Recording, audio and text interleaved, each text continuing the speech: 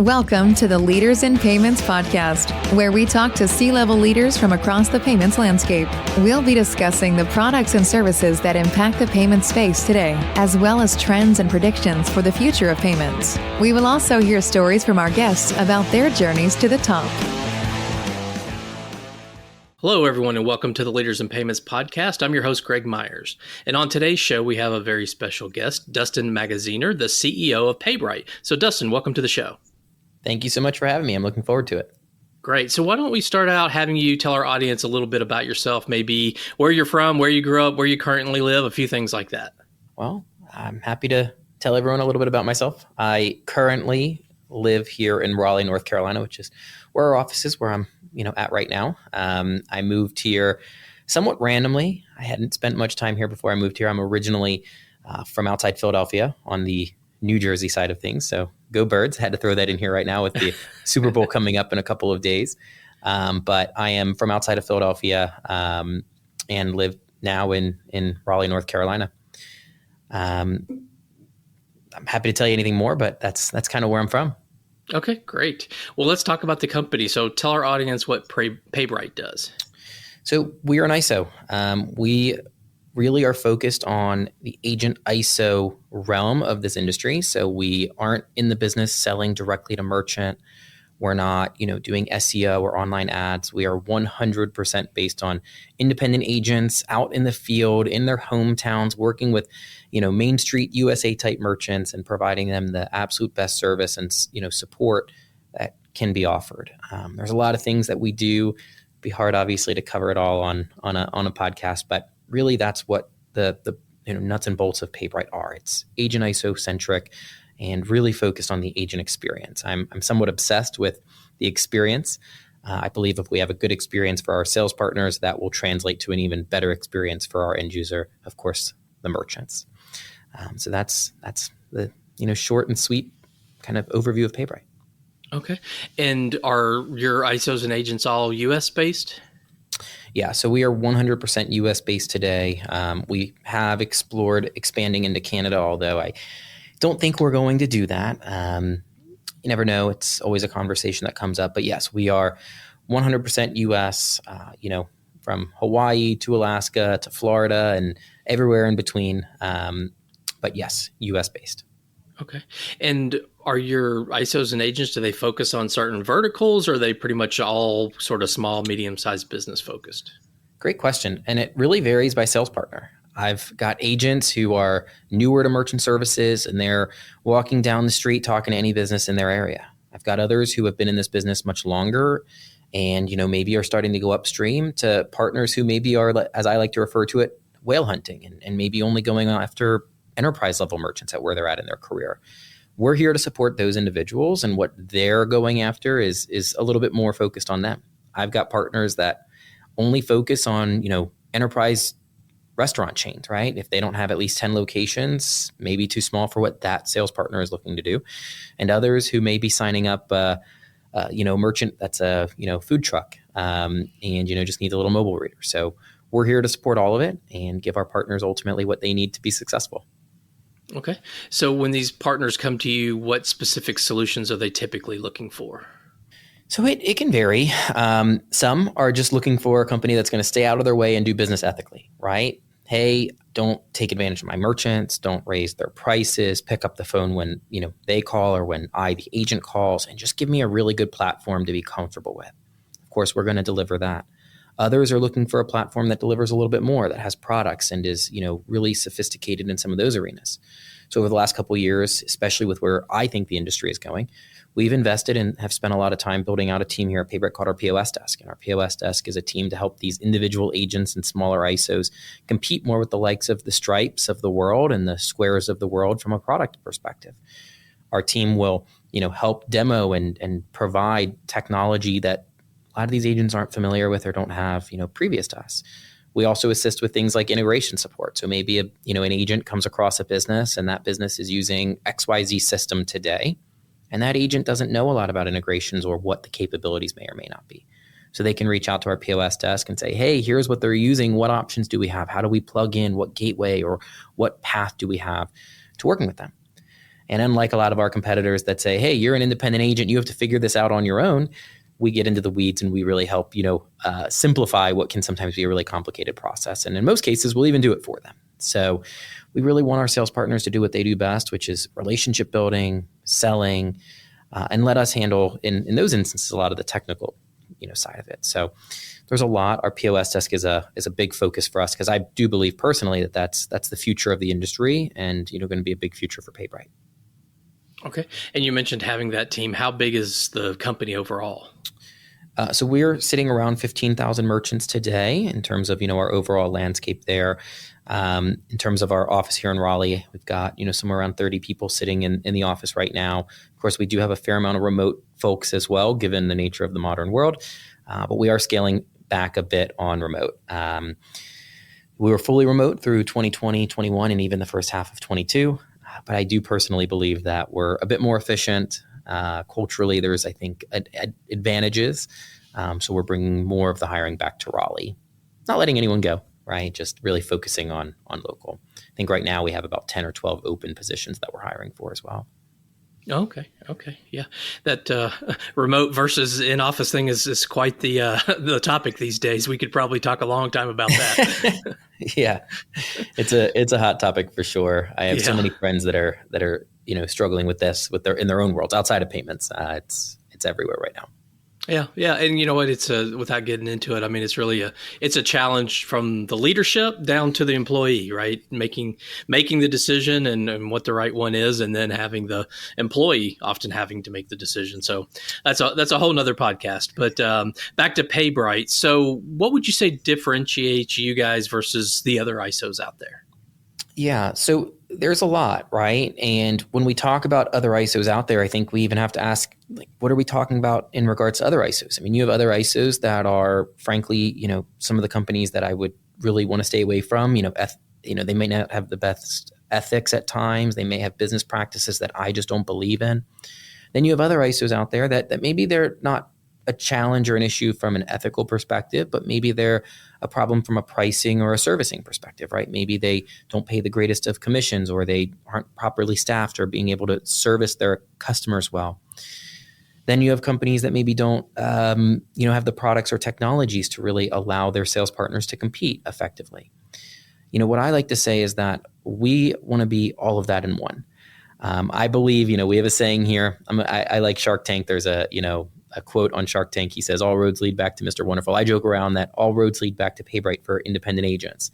I really believe that if you're an agent in merchant services, if you're not working with PayBright, you're missing out on sales, you're missing out on opportunities, you're making your life harder, and you're leaving money on the table. And, that's really what PayBright's about, is we want to help our sales partners sell more business, keep their accounts longer, have less headaches, have better support. A lot of these are just things that when I was an agent, I wanted, right? So we built these things into our program. I mean, things like, no cancellation fee when I started in this business was unheard of, truly. I mean, 10, 15 years ago, every processor, for the most part at least, had cancellation fees. And I said, well, why do we need cancellation fees if we deliver what we promise and give good quality support and we price customers right? Why would they want to leave us? And so from day one, we never had cancellation fees, and our agents were able to feel good about that.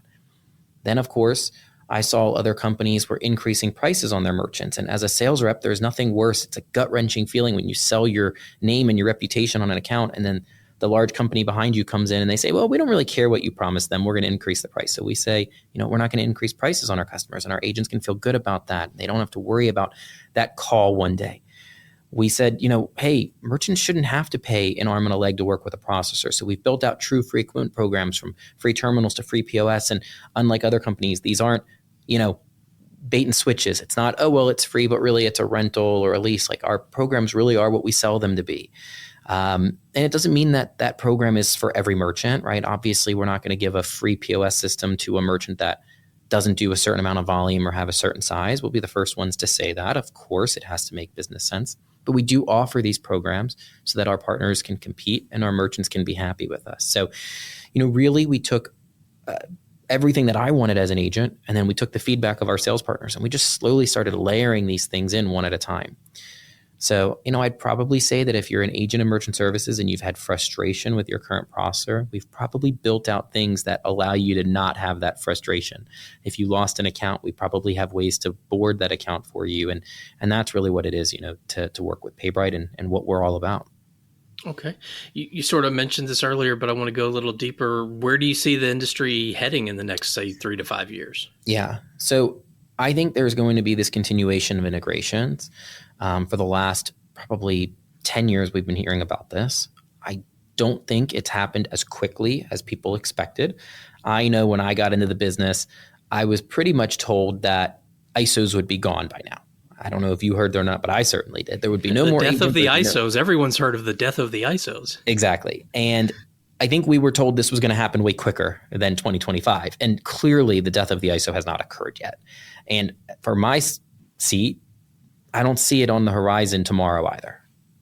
In fact, I think I actually see the opposite. I think ISOs are in a better position today than they were a couple of years ago. I joke around and I actually think that there's an argument to be made that there might be this, I'm going to maybe say a new term, like the death of the PayFac may actually be something that I'm seeing more because the ISOs have caught up a little bit. Faster boarding, faster implementations, better application packets, more publicly available APIs through all of these gateway providers. So I think ISOs are positioned extremely well, at least the right ones. But I do think us and other companies like us have to continue to invest in technology, in know-how, in gateway solutions and APIs. And we can't keep our head in the sand and say, we are not a tech company, we're a sales organization. Because while we are sales and service, we have to start understanding that technology is part of that. And so I think these two things are getting blended together.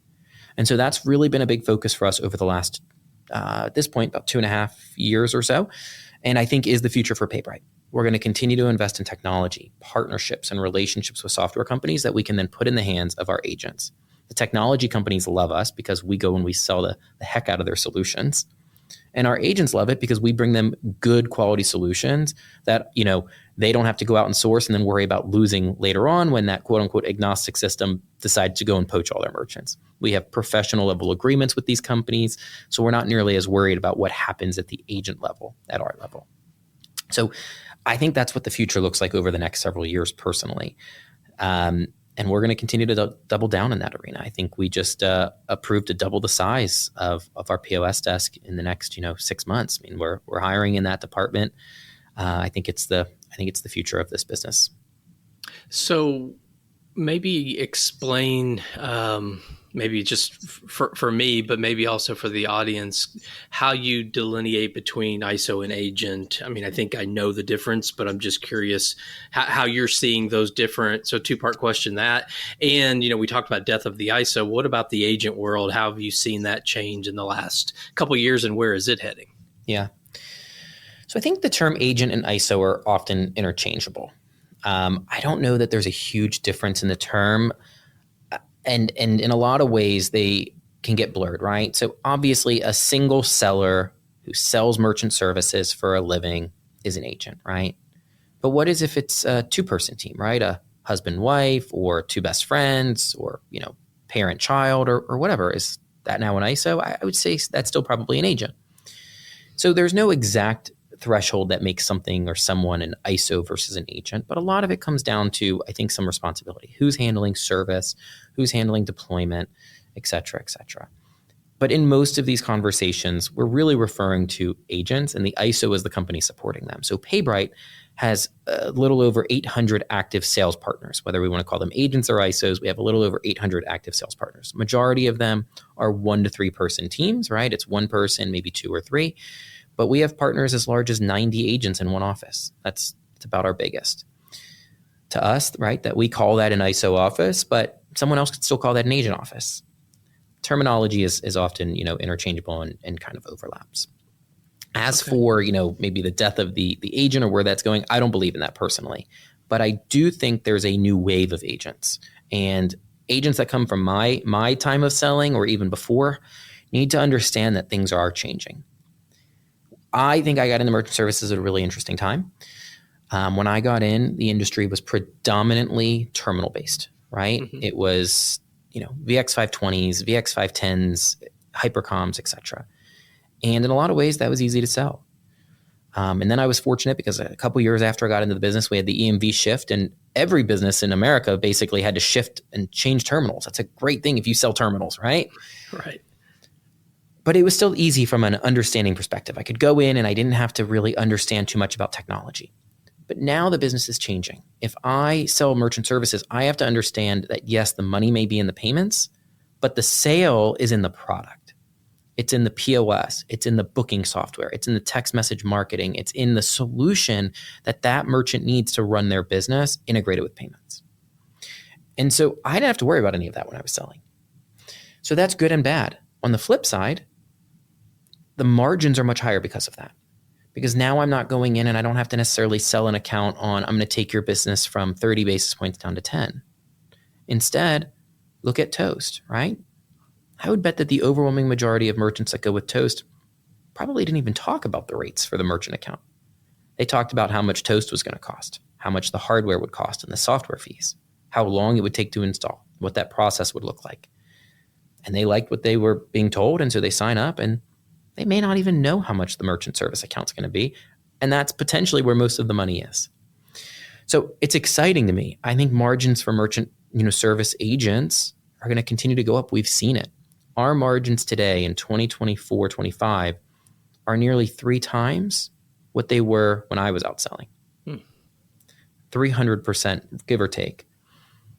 And that's not because merchants are being price gouged. It's because we're providing more value today than we used to provide. And so I think we continue to double down on value, on products, on solutions. I used to sell it when I was in the field only on savings. Mr. Merchant, I'll give you, a rate of nothing, pretty much. I don't think you have to do that anymore. And so, I think some agents have to understand that the day of selling terminals is starting to become behind us. It's not gone yet. We still sell a lot of terminals, but you need to start learning technology and the more modern features. That's what I really think if I'm an agent, I'd be focused on today.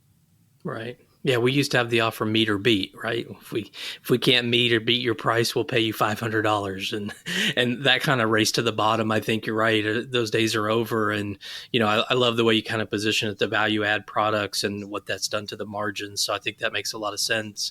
One more thing about the future, because we rarely have these kind of discussions without talking about sort of AI and where that fits into things. How are you looking at AI? Are you doing anything unique in your business? Where do you see that playing into the industry?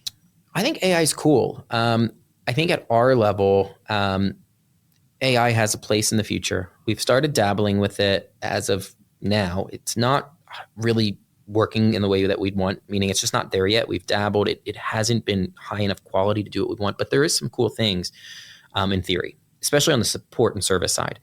So I think long term, on the support and service side, we have the ability for AI to do things like all of our note taking. That's pretty cool. I mean, right now, a merchant calls in and our customer service team, of course, takes the call, but there's a ticket that comes along with it. And ideally they're properly notating the account and notating the call, and hopefully, depending on the nature of it, properly sending out communication on that call to the agent or the sales office associated with it. I think AI can automate all of that in time, right? Where the person who took the call can move right on to the next call without having to do some of that. I think there's capabilities with AI in, like data validation and quality assurance, quality checks. So, we board merchants. Every processor has human elements to that and room for human error. Probably all of our competitors have, similar to us, a quality check or a quality assurance process. I think a lot of that can be automated, where you have AI going through your emails and going through your account setups and making sure that they're set up the way that they think they're supposed to be. And if they're not, maybe it flags it to a human or potentially down the road even fixes it. So I think from a servicing perspective, companies in our boat are going to be able to get lean without sacrificing quality. In fact, it might increase quality. That's cool. It's not there yet. We've tried, at least not what we've seen.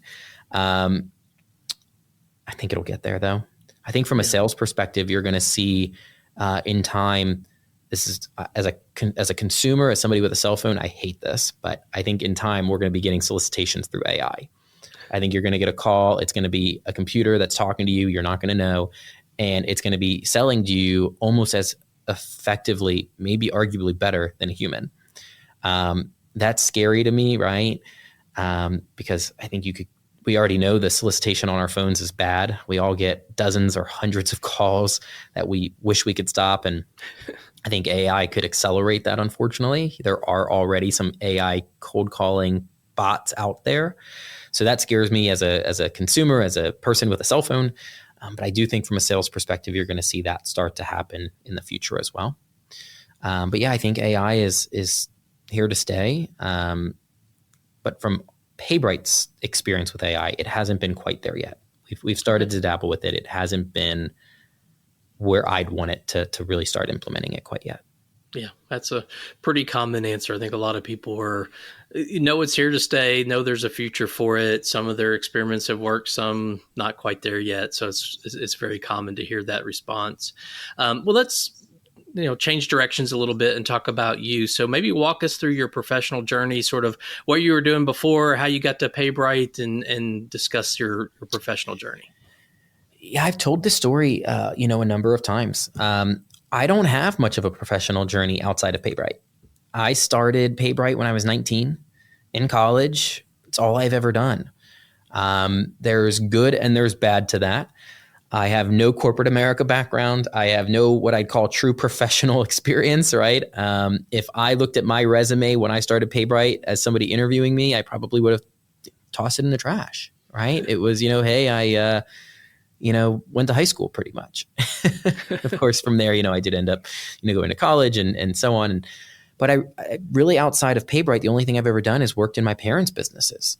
So, I've worked at a cash register, at my dad's store. I, helped with, some of his real estate projects when I was in high school, but I have very minimal experience outside of PayBright. I started selling merchant services like every other agent. I was out knocking on doors, and I just happened to be maybe a little bit better at it than the average person. So I was successfully able to sell and build a portfolio for myself. I got started with the expectation or the hope of making $100 a month. That was my goal. And at 19, with no bills, I thought I'd be rich if I was making $100. Got my first residual check, and I was like, oh, damn, this is kind of cool. And then from there, I wanted to get a car because I didn't have a car at the time. I needed a new car. I unfortunately crashed the prior one. So I wanted a car. And I remember thinking to myself, well, the car is going to be $300 a month. Okay. Well, at that time I was making like $30 an account, right? I was pricing account. I literally had my first few sales where I told business owners, Mr. Business Owner, I don't know what I'm doing. I was very honest. I don't know how to read a statement. I don't know what you're paying today, but I do know that if I price your account the following way, I'm only going to make $10 a month. I bet that is less than the company is making today, and you save the difference. That was my pitch early on. I don't necessarily recommend it because you won't make any money, but that was actually how I pitched certain businesses. And they were like, okay, we'll go with you. I don't know why they trusted me with that, but it's a true story. So I signed business up. At the time I was making an average of like $30 an account. And I was like, all right, I only need to sign 10 and I'll be able to get a new car, right? $300 a month for a car payment. May have been even less.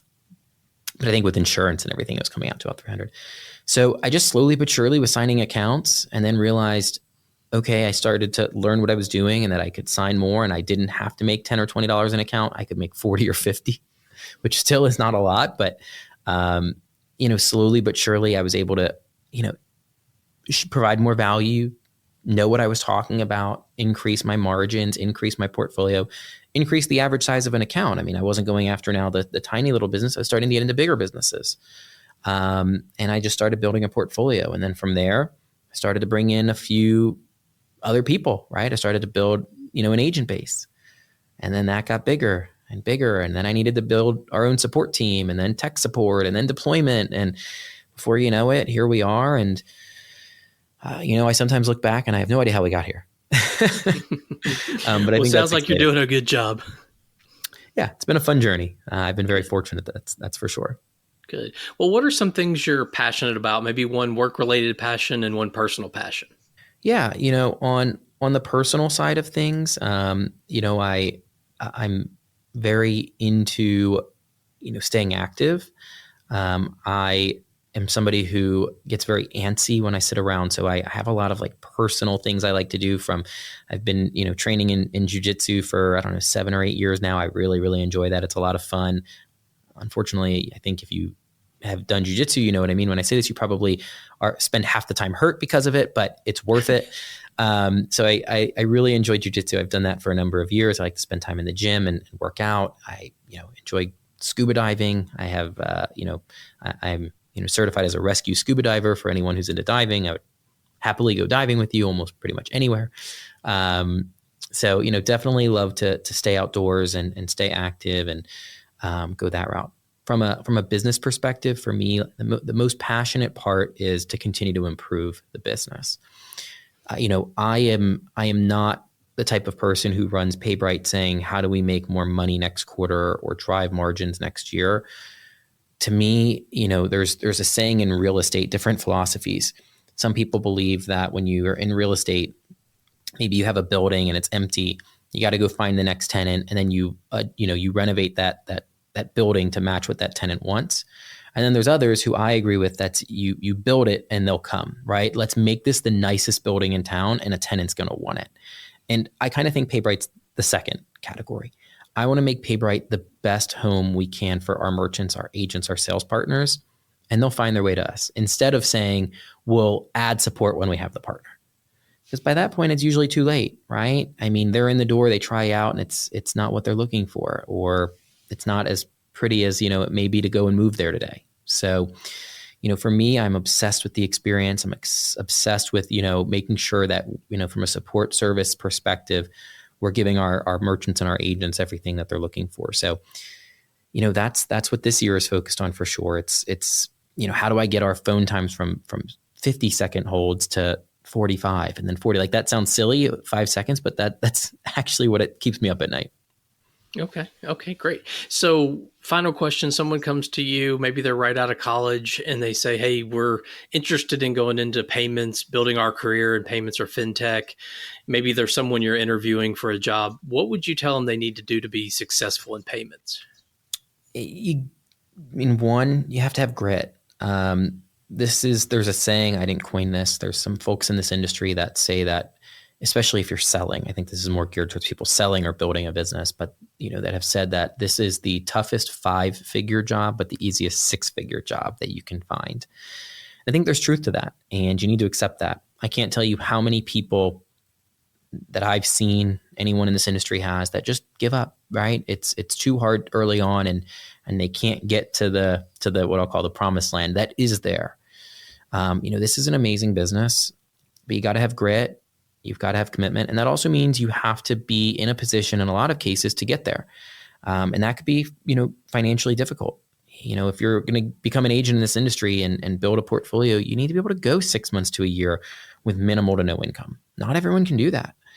I was really fortunate that I was in college and I pretty much had no expenses, right? I mean, I had, loans from, school, and the rest was on scholarship, and I didn't have to really worry about bills. So everything was just, at that point, supplemental income.